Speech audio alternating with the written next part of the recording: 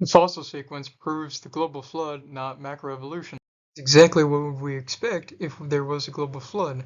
From the bottom to top, you have creatures that live in the middle of the ocean, in the middle of the land, those most covered in water, to the least covered in water, those that would have the hardest time escaping from a global flood, to those who would have the easiest time, as depicted,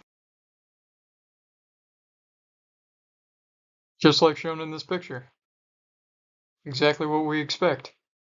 Is it's a question of interpretation from worldview source.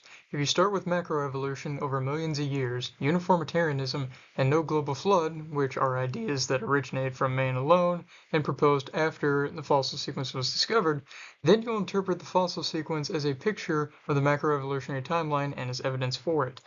But if you start with Genesis 1 through 11 being historical narrative, including the global flood, which is based upon the context and content of the Bible and proposed before the fossil sequence was discovered, then you'll interpret the fossil sequence as a picture of the destruction caused by the global flood and as evidence for it.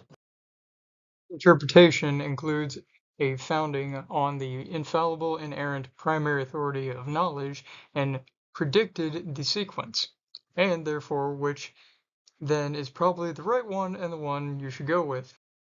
We should start from what's within the Bible because it's the authoritative, inerrant, and ultimate source of all knowledge, and then apply it to the world outside, not the other way around.